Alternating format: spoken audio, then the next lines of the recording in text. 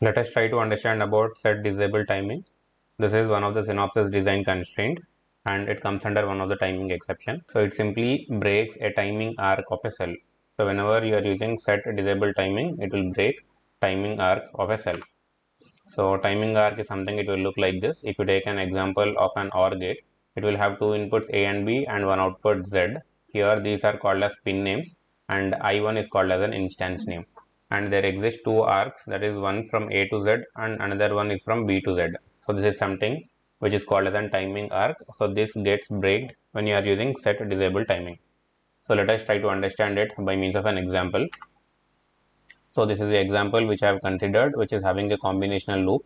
So you can see here the one which I have indicated here with the red colored box is something which is forming a combinational loop. You can see here from B to Z there will be one arc, and this Z is connected to B pin of this particular AND gate, which is having an instance name of I2, and the net name is N2, and via this net N2 again it is connected to the B pin of this OR gate I1. So this is forming one of the combinational loop.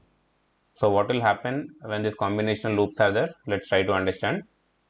Here if delay computation starts from or reaches point B, it will keep on adding delay as it keeps making subsequent iterations over the loop I1, N1, I2, N2, I1. You can see here I1, N1, I2, N2 and again coming back to I1 and never really converges.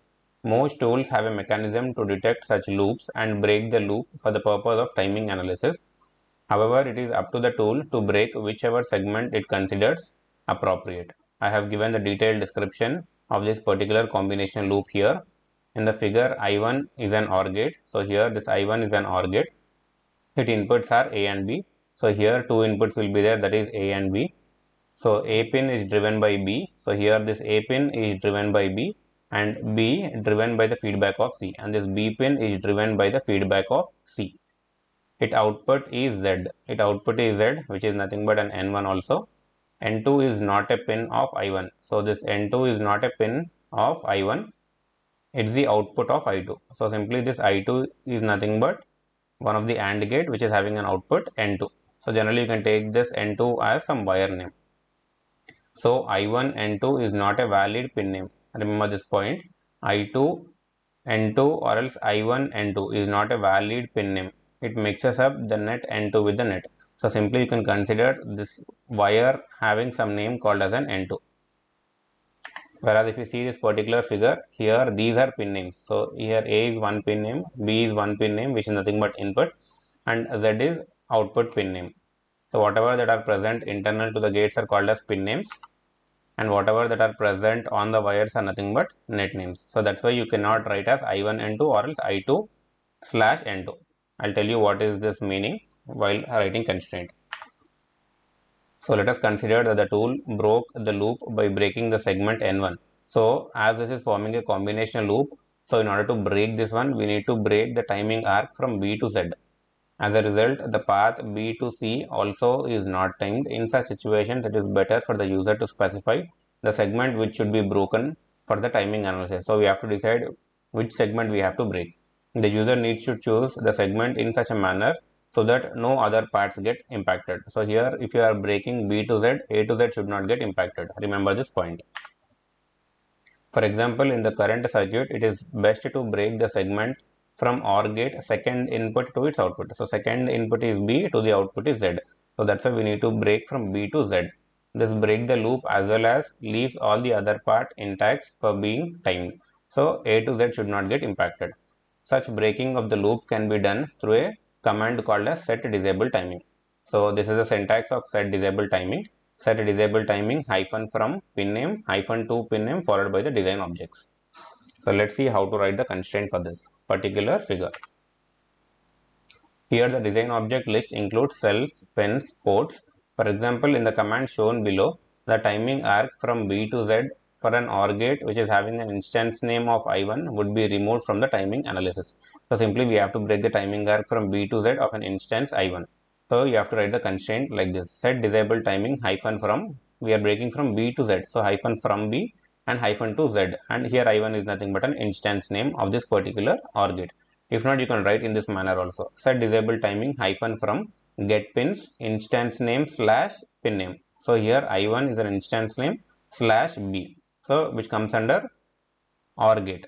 Hyphen 2 get pins I1Z. So it is I1Z. So it is again same as B to Z only, but it is better to write in this manner. Get pins instance name slash pin name and hyphen 2 get pins instance name slash pin name. So this is the final summary of set disable timing, like how we are breaking the combinational loops. The conceptual difference between set false path and set disable timing is that former simply prevent timing of that path. However, the delay calculation does not stop. However, in the case of set disable timing, the path itself is removed from the timing analysis. So already I have made a video on set false path. This comes under one of the timing exception. Now we are discussing about set disable timing. So in order to understand these 2 points, let's see the upcoming slides. So you can see here in set false path, it ignores timing but still calculates delay. So coming to the concept of set false path, it tells the static timing analysis tool not to check setup and hold timing between specified start points and the endpoints. However, the delay calculation still happens internally. So here this is important point. Delay calculations happens internally, but it will not report. The tool still computes arrival time, slew, etc., but it just does not report or enforce violations on that path. Coming to the effect, the path is not optimized or reported in timing analysis. It is considered functionally valid, but timing exceptions like setup and hold are ignored. Used for non-functional or mutually exclusive path, and this is the usage of the command. So please check the previous videos on set false path and how to write these particular constraints. It is used when test or functional clocks never operate at the same time. So generally functional mode will have higher frequency, that is you can take as 100 megahertz, whereas test frequency will be having 10 times less than that, that is 10 megahertz. So in short, you can say that about set false path, the path still exists physically and delay is computed, but the STA tool ignores setup and hold timing checks on it. So this is the important point which you need to remember about set false path. Calculations will be happening internally, but it will not report it. Whereas coming to set disable timing, it completely removes path from the timing analysis. Here we are completely disabling particular arc within a cell. So coming to the concept, set disable timing cut off the timing arc at a specific point in the design. It tells the STA tool not to propagate timing through that pin-to-pin arc at all. That means no delay calculations or no timing analysis through that path will be happening. Coming to the effect, the timing arc is disabled at the cell level as if it does not exist. Typically used to break false combinational dependencies like control signals that should not affect timing. And coming to the example, this is the use case, set disable timing hyphen from pin name to pin name and at which cell that you are applying. So you can see this example here. And coming to the in short, note the timing arc is cut, so delay is not even computed for that particular arc. This is the primary difference between set false path and set disable timing. So here in set disable timing, we are completely removing the path from timing analysis, whereas in case of set false path, calculations will be happening internally, but it will not report it. Coming to the final summary of set false path and disable timing, so it ignores timing checks. Set false path will ignore timing check, whereas here we are removing completely timing arc entirely. Delay calculations will happen internally, but it will not report. So that's why here it is still computed, whereas here we are completely disabling. So that's why here it is not computed. Coming to the path existence, still exists in the graph. Here arc removed from the timing graph. Coming to the use case, mutually exclusive or test or functional path. Disable false control or feedback arcs. So disable timing is used to break the combinational loops, whereas it is used to break the paths which are inactive. Coming to the scope, it is path based, that is from the start point to the end point, whereas set disable timing is arc based, that is from pin to pin. And coming to the optimization impact, tool won't optimize based on timing violations. Here tool cannot propagate timing at all through the arc, as we are breaking the timing arc completely, so no propagation of timing will be happening. Coming to the summary, set false path, don't time this path, delay is still there but we don't check it. Whereas coming to set disable timing, pretend this arc does not exist, remove the path completely from the timing. So here we are completely removing the arc, so timing checks we are completely disabling it. Whereas here timing checks will be happening internally, but it will not report. So in this video we have understood about set disable timing, which comes under one of the timing exception. Thank you.